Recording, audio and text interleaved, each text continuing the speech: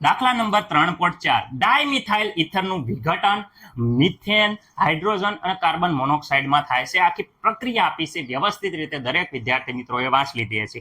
હવે મેન વાત અહીંયા છે કે જો દબાણ આપણને 12 માં આપવામાં આવે, સમય જો મિનિટમાં આપવામાં આવે, તો વેગ અને વેગ અચળાંકનો એકમ શું હશે એ. વિદ્યાર્થી મિત્રો પ્રક્રિયા ગમે એ હોય, દબાણ હોય, સાંદ્રતા હોય, ગમે એ હોય, મોલ પ્રતિ લીટર હોય કે બારમાં હોય, આપણને એક જ વસ્તુ યાદ હોવી પડે. શું સર? તો મેં કીધેલું જ હતું કે ભાઈ અહીંયા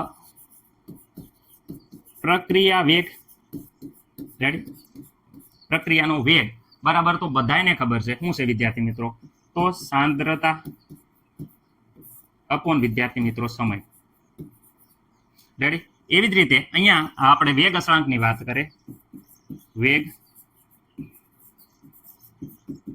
અચળાંક બરાબર વિદ્યાર્થી મિત્રો બધાને ખબર છે કે અહીંયા પણ વિદ્યાર્થી મિત્રો સાંદ્રતા અપોન વિદ્યાર્થી મિત્રો સમય. પરંતુ વિદ્યાર્થી મિત્રો અહીંયા ખાસ યાદ રાખવાની હતી, સાંદ્રતામાં 1 - n. ઓકે, n બરાબર વાત કરે તો n એ પ્રક્રિયા ક્રમ છે. n બરાબર શું છે? પ્રક્રિયા ક્રમ છે. Okay, ready. n બરાબર પ્રક્રિયા ક્રમ. કયા ક્રમની પ્રક્રિયા છે એના ઉપર આધાર રાખે. અને અહીંયા પ્રક્રિયા ક્રમ વિદ્યાર્થી મિત્રો આપણને આપી દીધો છે. તમે જોઈ શકો છો કે 3/2.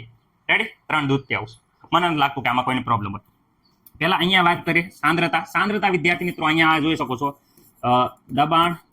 દબાણ અપોન વિદ્યાર્થી મિત્રો સમય વાત કરે છે. ઓકે, દબાણ આપણે લેવાનું છે 12 માં. અહીંયા જોઈ શકો છો. એટલે અહીંયા દબાણની જગ્યાએ મૂકું છું 12 માં.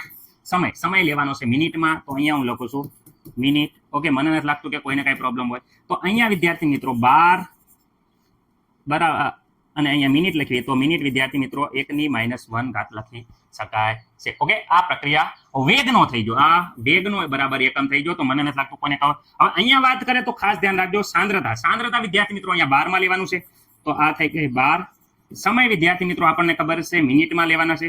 રેડી, તો આ થઈ ગયા મિનિટ. ઓકે, હવે વિદ્યાર્થી મિત્રો ખાસ યાદ રાખજો કે અહીંયા જે ઘાત છે 1 - n, n બરાબર અહીંયા આપેલા છે. તમે જોઈ શકો છો કે 3/2.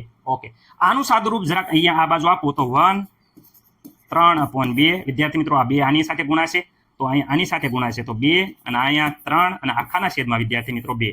રેડી, સાદુરૂપ તમને આવડતા હશે. હવે 2 માંથી અહીંયા 3 જશે તો વિદ્યાર્થી -1 વધશે અપોન 2.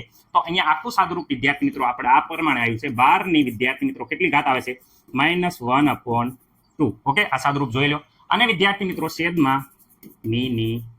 ઓકે, આ તમને આવડી ગયો હશે. તો વિદ્યાર્થી મિત્રો આ ન લખવું હોય તો આ પ્રમાણે તમે મિનિટને ઉપર લઈ લો તો મને કાંઈ પ્રોબ્લેમ નથી. ઓકે, આ મિનિટ છેદમાં તો ઉપર જાય તો માઇનસ ઘાત થઈ જાય, આ મિનિટની -1 ઘાત. તો વિદ્યાર્થી મિત્રો આ રીતે તમે જોઈ શકો છો કે આ વેગ અચળાંકનો એકમ આવી ગયો આપણે જે માંગ્યો તો એ. અને અહીંયા વિદ્યાર્થી મિત્રો વેગનો એકમ આવી ગયો. મને નથી લાગતું કે કોઈ પણ વિદ્યાર્થી મિત્રોને આમાં કાંઈ પ્રોબ્લેમ હોય. ઓકે, વ્યવસ્થિત રીતે લખી નાખજો. રેડી, વેગ અચળાંકનો અને વેગનો એકમ બંને મેં તમને સમજાવી દીધું છે. ઓકે વિદ્યાર્થી મિત્રો, દાખલા નંબર 3.5 રાસાયણિક પ્રક્રિયાના વેગ ઉપર અસર કરતા પરિબળો. રાસાયણિક પ્રક્રિયાનો વેગ ઉપર જે અસર કરે છે એ પરિબળો વિદ્યાર્થી મિત્રો નીચે મુજબ છે. પહેલું તો પ્રક્રિયકોની સાંદ્રતા, બીજું નિપજોની સાંદ્રતા, ત્રીજું વિદ્યાર્થી મિત્રો તાપમાન છે, ચોથું ઉદ્દીપક. રેડી વિદ્યાર્થી મિત્રો, પાંચમું વાત કરે તો પ્રક્રિયકો અને નિપજોની જે પ્રકૃતિ છે એના ઉપર આધાર રાખે છે. અને વિદ્યાર્થી મિત્રો છઠ્ઠું વાત કરે તો વિદ્યાર્થી મિત્રો સપાટીનું ક્ષેત્રફળ. આવા વગેરે પરિબળો છે એ વિદ્યાર્થી મિત્રો ખાસ યાદ રાખવાનું કે રાસાયણિક પ્રક્રિયાના વેગ ઉપર અસર કરતા પરિબળો છે. આના સિવાય પણ તમે લખી શકો છો. ઓકે વિદ્યાર્થી મિત્રો, ખાસ જોઈ લીજો. હવે આગળ જઈએ.